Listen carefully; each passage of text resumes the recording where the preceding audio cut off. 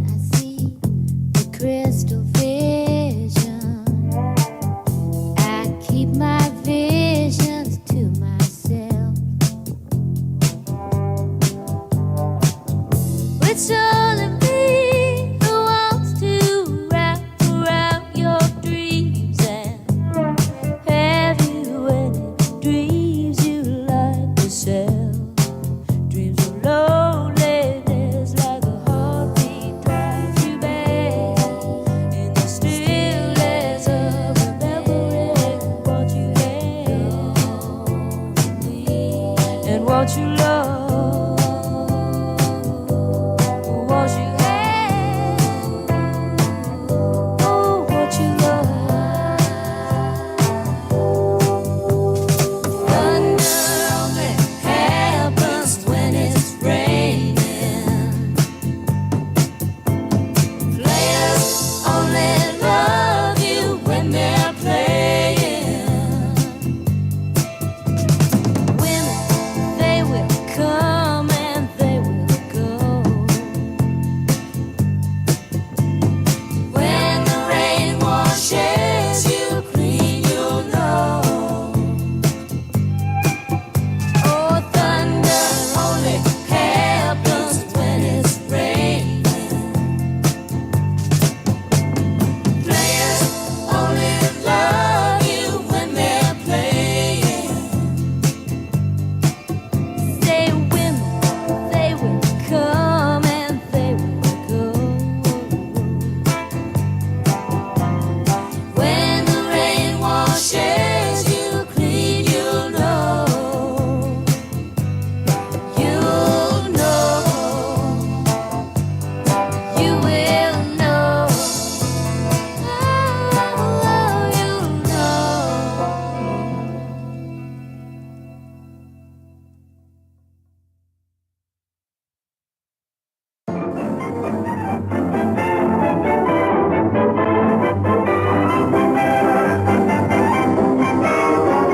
The snack bar will remain open during the show.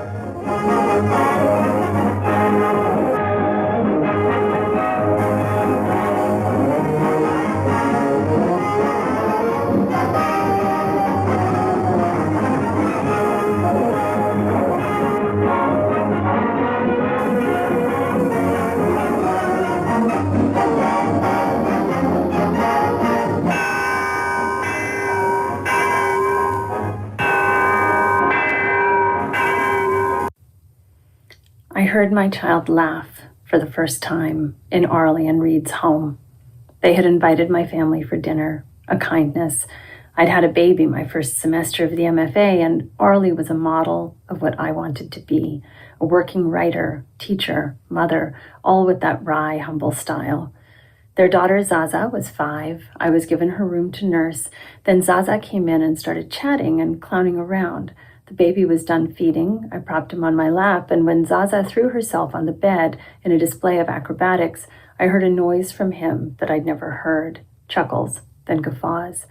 Now Aurelie came in, and over half the dinner party was in Zaza's room, and it was all hilarious. And as with accidental joyful discoveries in Aurelie's classes or in conversations with her, it was a magic that she had somehow conjured. I'm Padma Viswanathan, a novelist and translator. Orly Sheehan wrote sentences like, "I have just turned my back on a stray cat, betrayed by her lank shank, the subterfuge in her approach, her softness." She wrote sentence things like, "All those splintered boards spiraling down into emptiness, and then the wrecking waters." In Orly Sheehan's fictions, hippos congregate in the flower garden, teeth sink into tiny cars, and wolves called Wolfie are kept in the basement. Junkie Glory is one of Aurelie Sheehan's many, many glorious coinages. She was and is a hell of a writer. My name is Laird Hunt, and I teach at Brown University. Aurelie was someone whom I greatly admired, not only for her disarming calm and presence of mind in the middle of the usual chaos, but also because of her friendship. She was always attentive to the needs of everyone around her, without losing a grip on her sense of being. As an artist, a creator, and a person of the imagination. When I found out earlier this year that I was expecting, Aurelie was one of the first people I wanted to share my happy news with.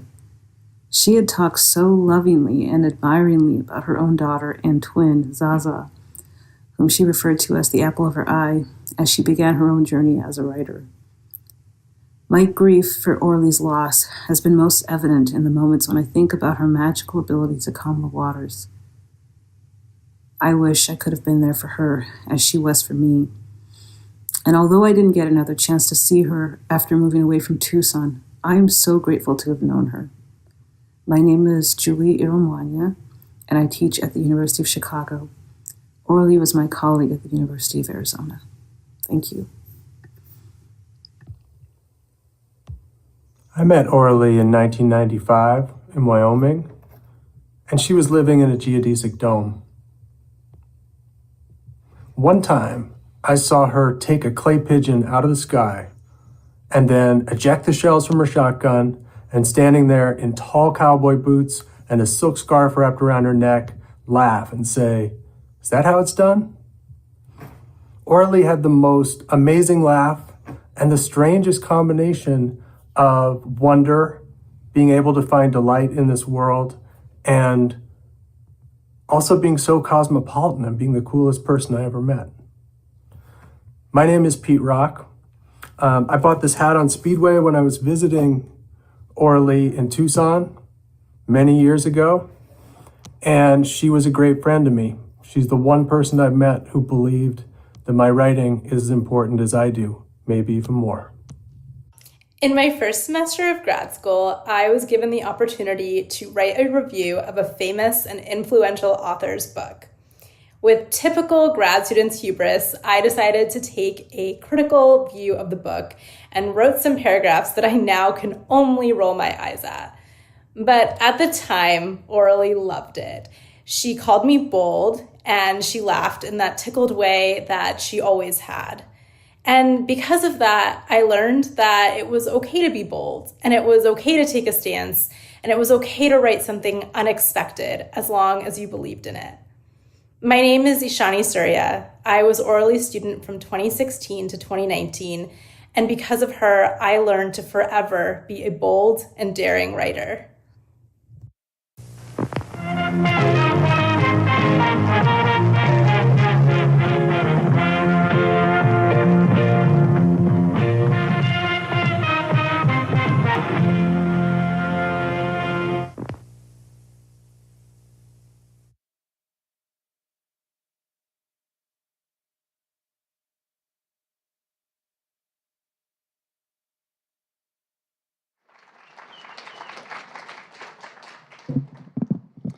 Thank you, everyone, for coming. My name's Andrew Munson. I was a good friend of Orly's. I'm going to MC this to a very minor way, but I want to say thank you to all of you who came, everyone who is going to be reading her work tonight, and to all of you who contributed memories to the Orly Memories booklet, which we have printed up there. Please grab one if you have not already. It's a little heartbreaking, but also just a really wonderful reminder of how many people she touched and how powerfully. And please take one of the broadsides. If there's still some left over later after everyone else gets one, you can take more than one, that's fine. But want to make sure that everyone can get one at least. And I'll kind of come up just to let people know what we're doing here tonight. I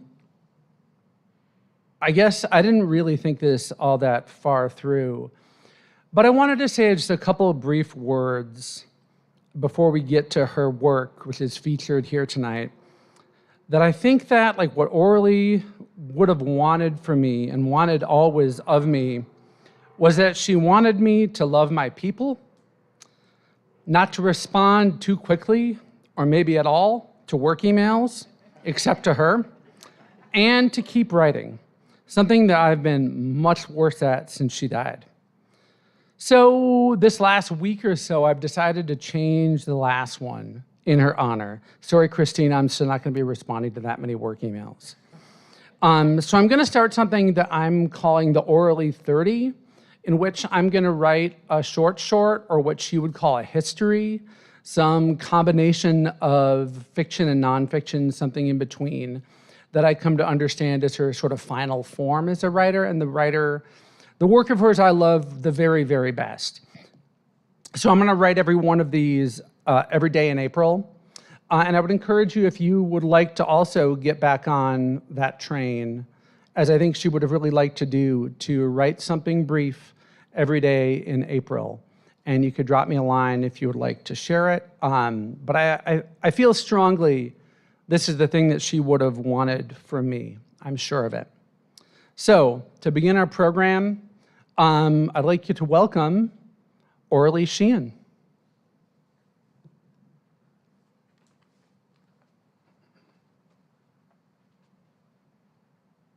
This one's called Big Truck, and I dedicate it to all of Tucson.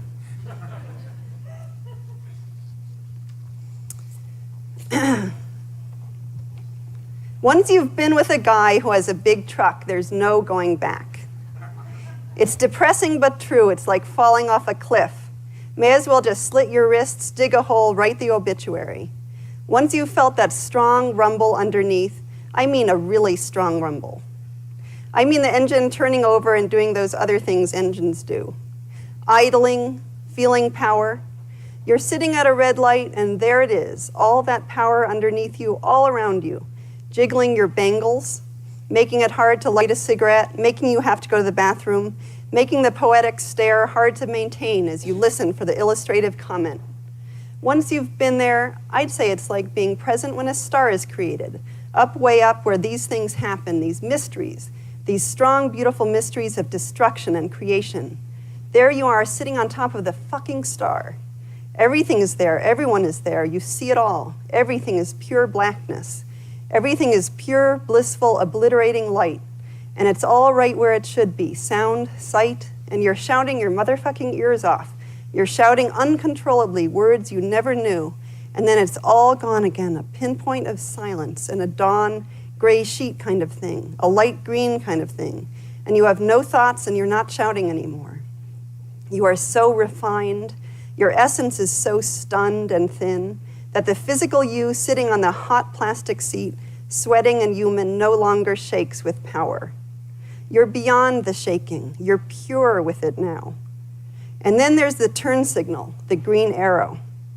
Some of the sad little pathetic cars gun their sad little mosquito engines. Little secretaries and little attorneys and little clerks and little tiny business owners and little unemployed people.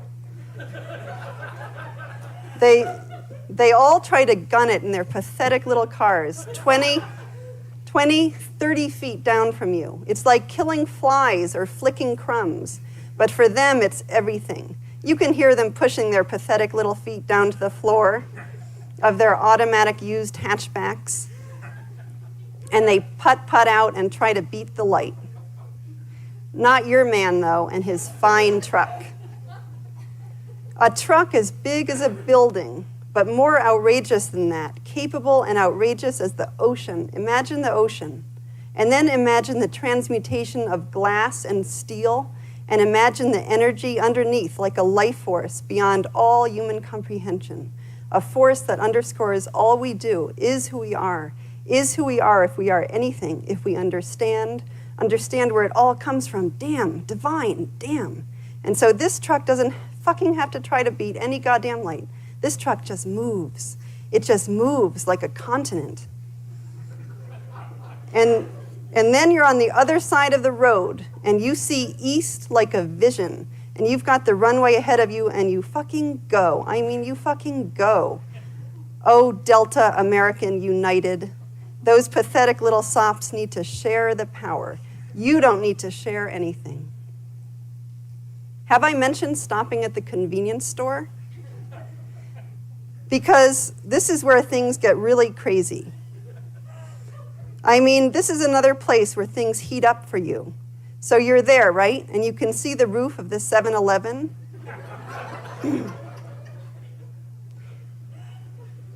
And somewhere down there are the supplies.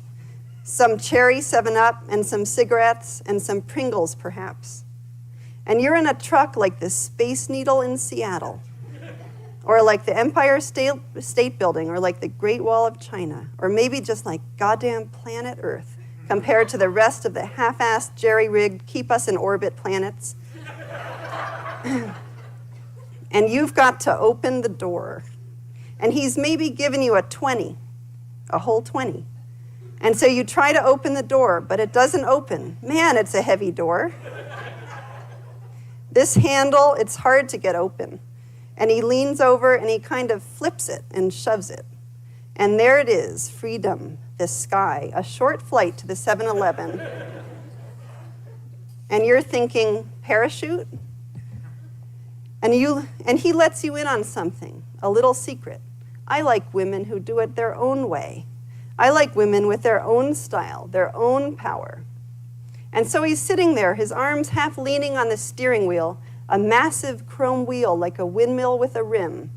And he's waiting for you to do your own thing, trot into the convenience store with style, with power. And so you take off, you fucking take off, and you're flying down, and you can do it. And before you know it, you're back. And you've got the soda, you've got the snack food. And you're now blessedly back at home, back in the truck. And it's so damn exhilarating, it's like nothing else. And now you can go home and make love like equals, briefly like equals. But all the while, you're not thinking of him. You aren't. You can't. You can't, or it all stops. The gears get jammed up. The light is lost again. The road is a challenge. No, you need to return to the truck. The lavish, gleaming truck. The lavish, gleaming truck with the fat wheels the size of unique countries, and the life force involved somewhere internally, in height, in sound, in the placement of the constellations in the brute night sky.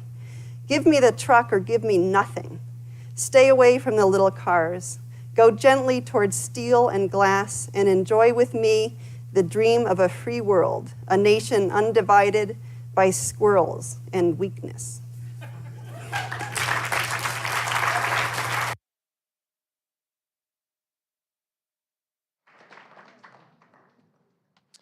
Next, I would like to invite to the stage UA MFA alum Courtney Zofness to read from her work.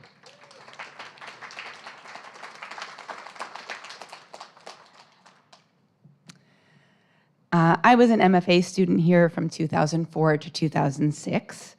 I have a cold, that's why I sound like this. Aurelie was my professor and thesis advisor.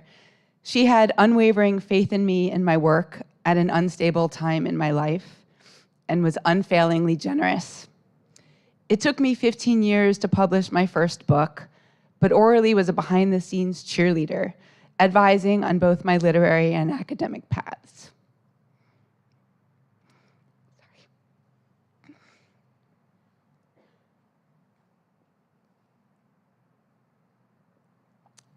It's worth noting that I now direct a university creative writing program where I aspire to mentor students with the same level of thought and care.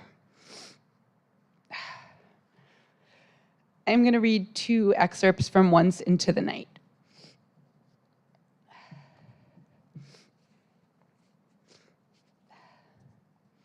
Origin. I was born on a bench in a park in a small country. Everyone knew each other back then in that place. I was born in the swift of night, however, and to be honest, they weren't completely sure I'd been born on the bench, but it was on the bench I was found by them, the warm people of that small country.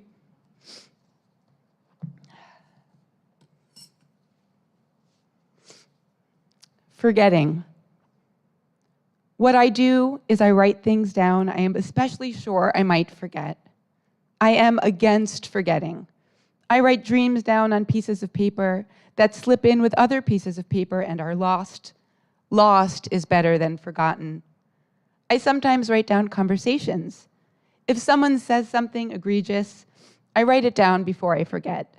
This is because when someone says something egregious, it goes in a certain funnel and is mixed up inside my brain with a volcanic blast of understanding, speculation, and commiseration, and is thus instantly diluted or even distorted. It is then impossible for me to remember what the thing was in the first place. Of course, I am all for understanding, speculation, and commiseration, just not too soon is what I'm saying, because of the blast and the concomitant smothering. Is it smart to try to remember words that are confused, damning? I believe it could be at least important. But like the dreams, I do not go back to these conversation notes. They are also dreams, shuffled into the paperscape surrounding my desk, leaves fallen off a tree, a dog's stash of bones. When I write things down, These few words develop their own weight and reality, and I can then relax the rest of my brain and not worry so much about forgetting. I am like a little old man leaning on a cane and whistling. The day will surely never come when I gather up these fragments and assemble a model of the life I had. The husks of experience, discard them. And yet, it is a pleasure to tease out the past, which is all of my life, except for the future, which is, surely, also something that shouldn't be forgotten.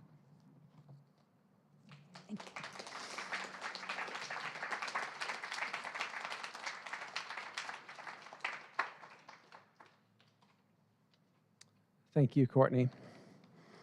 And next, I would like to welcome to the stage UA MFA alum Josh Riedel.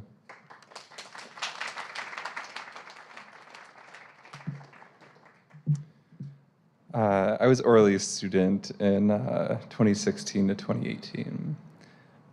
On the first day of my first graduate school workshop here at the Poetry Center, Orly sat at the head of the table and asked, "Who is your ideal reader?" The 7 of us, new grad students, looked at each other, unsure how to answer. So Orly shared hers. At least that day, her ideal reader was an imagined woman in France, lying on a hillside, perhaps with a picnic, a bottle of wine, and a book. In that first workshop, we did all the typical things required of grad students. We shared our writing, we talked about our writing, we griped about our writing. But it wasn't a typical workshop, because Orly was there. Through her kindness and wit and humor, she helped us feel at home, like we had always belonged here in Tucson. Orly expanded my sense of what a writer is and who a writer can be. That first workshop with her was in the fall of 2016. The day after the election, we didn't talk about fiction. Instead, we walked from our classroom to Bentley's for breakfast. We didn't say much, just sat with each other. It was the most writerly thing we could have done that morning, to be out in the world with each other, bearing witness, and Orly understood that. In my 20s, before I came to Tucson, I read every Paris Review interview I could get my hands on, searching for instructions on how to be a writer. But Orly showed me there is no one way. Writing is finishing a short story or revising a sentence in your manuscript, but it's also taking a group of shocked students out to breakfast, or, as she did the next year, guiding us out of the classroom and onto the university mall to hold hands as the moon passed between the sun and the earth. To be a writer in the world, Orly showed me, is to soak in the wonder and awe of the present. With Orly, there was no pretense, only an openness, an unflinching willingness to embrace life. Once, during a thesis meeting, her phone lit up. "Sorry," she said calmly, "my dog swallowed a sock." She was the first to call when I sold my first novel. I don't remember what I told her on the phone. I want to believe I thanked her, that I told her I couldn't have written the novel without her. The novel was a novel because of her, because of the care and attention she brought as a reader, yes, but also as a friend. Hanging from an orange string in my bedroom is a glass bead that Aurelie gifted me in that first workshop. I was holding this bead when I recalled her question about the ideal reader. Who is my ideal reader? Someone kind and open and curious, with an unmatched sense of humor. Someone like Aurelie. I'm going to read Orly's story, Don Delilo, from Once Into the Night. I saw her read this piece in Portland in 2019, and it was fantastic. Don Delilo. I have always liked Don Delilo. Well, who wouldn't? I mean, of the writers I know. There are some, perhaps, who think he is cold. I say, you cannot be cold and write. Your fingers become stiff. Some say, he writes frequently of the same thing. It's a shtick. I say to those people, we all write a shtick of a kind. So his shtick is a large shtick. It's a cold, large shtick. And your point is? I have one or two friends who say that in person he is really strange. Not the type of person you'd like to spend time with. Oh, but come on. Those people probably don't know what they're talking about. They may not have even met the guy. Do you want to take their word for it? Seriously? I don't think he's running for political office, and who among us isn't strange? I'm a little more bristly now, too, less likely to go up and make friends at a moment's notice. Granted, I don't like the bitter aftershave. It's scary, it's Germanic. And he tucks in his turtlenecks. That is true, I won't deny it. But that shouldn't be a deal breaker. Where does he keep his books? Fireplace mantle? I don't believe that for a second. I just can't see it. How many copies of each?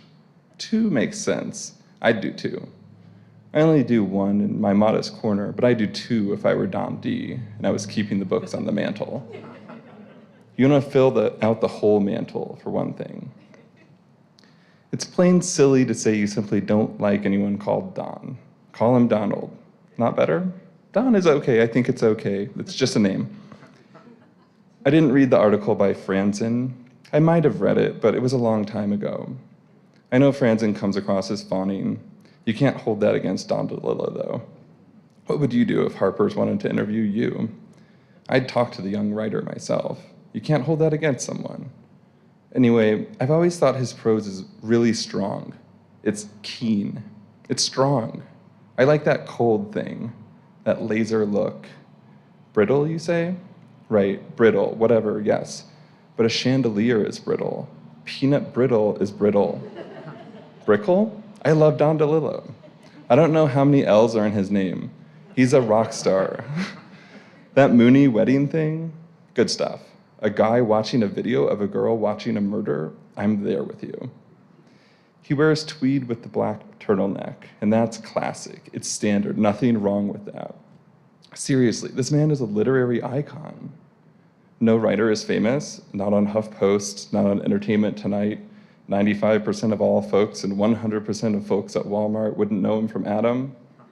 I don't go there, not fully relevant.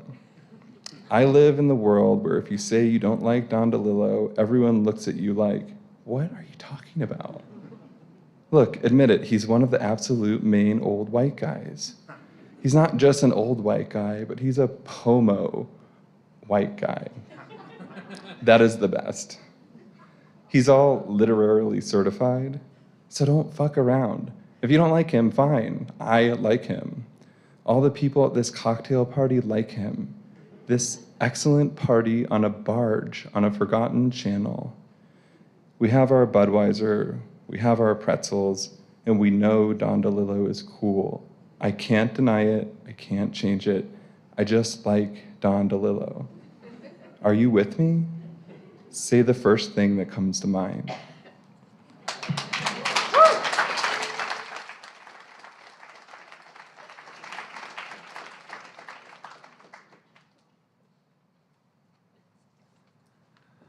Oh man, these are good. They're so good. I would like to introduce Kate Bernheimer to the podium.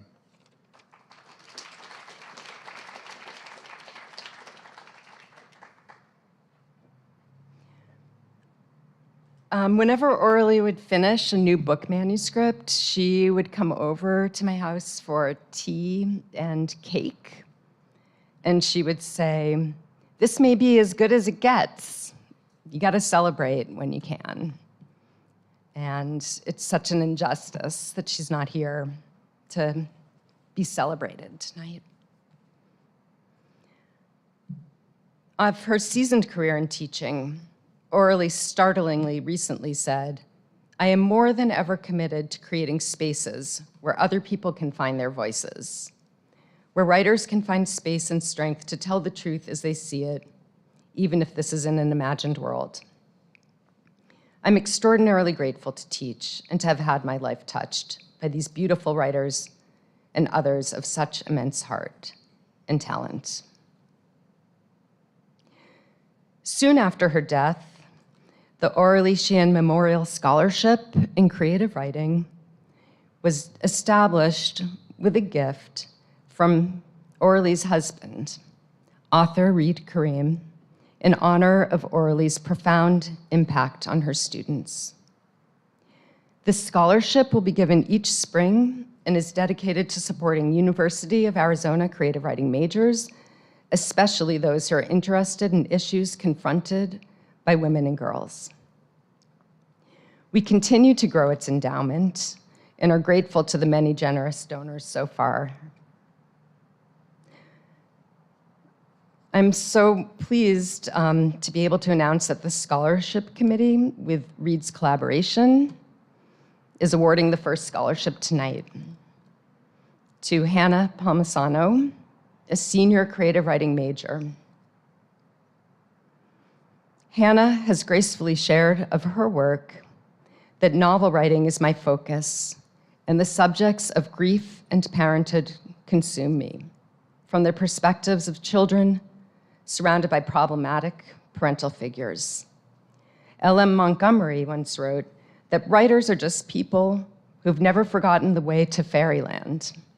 I've always believed this to be true, Hannah continues. A storyteller is capable of wholly transporting readers to vibrant fictional worlds that in many ways mirror our own. I seek to better my writing. Hannah, I know that Orly would believe in you and your writing, and I'd like to invite you up to the podium now with Reed.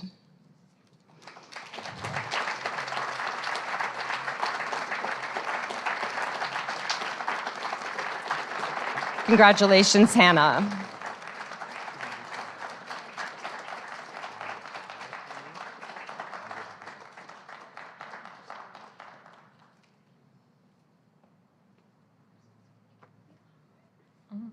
Hi.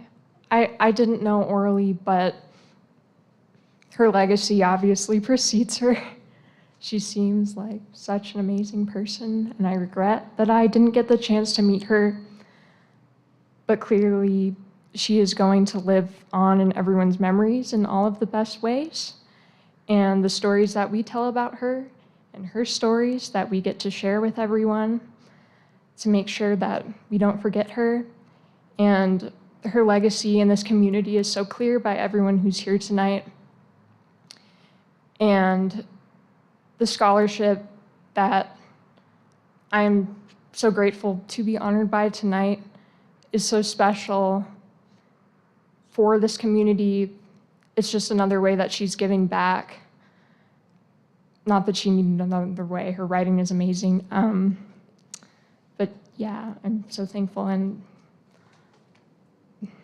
yeah, thank you.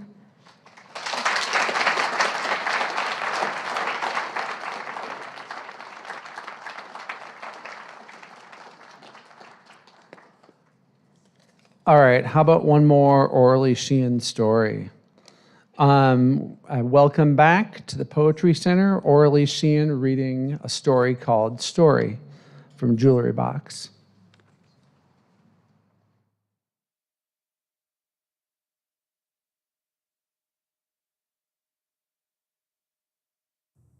Story.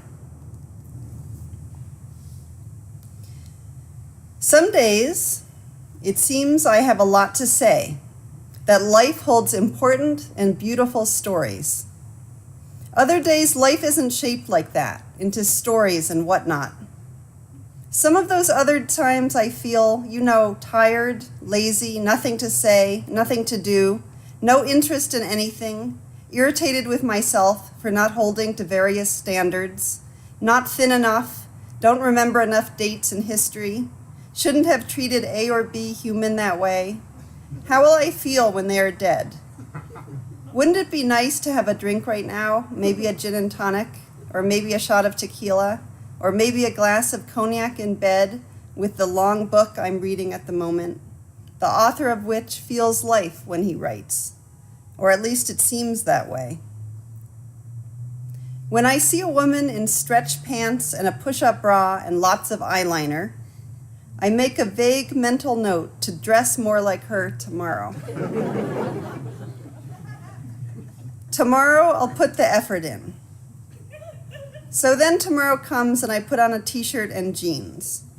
Although I do have these basketball sneakers. They're blue. Cocteau says you aren't free until your parents are dead. But I think the main problem is with my name. I've got to start going by Sheehan. Sheehan says you are free, even if your parents aren't dead. Sheehan says that green eyeliner and stretchy pants are the thing. And also that you don't need to have 18 cats, or write naked, or wear all white to be somebody. The problem with life is that it isn't over. That's the problem with that story. What about sounds? I can do sounds. The way I sounded out magnificent when I typed it, or the beeps and wrinkles that count for words from my baby, or my husband's voice at night, the sound of our voices together in the dark, murmurs of assent after lovemaking, like two shoppers who found a very nice brass lamp.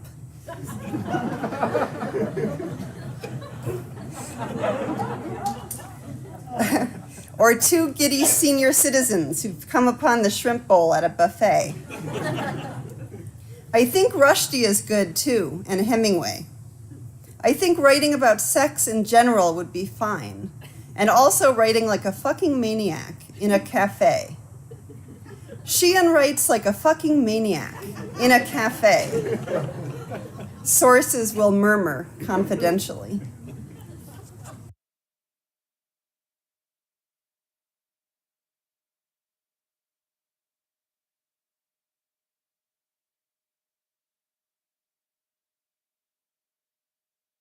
Fine. Thank you so much for coming. It's so wonderful to spend this time with you. Have a good night. Please grab a cookie, take a broadside, take one of the booklets, say hello to each other, love one another, and think about Orly. Thank you.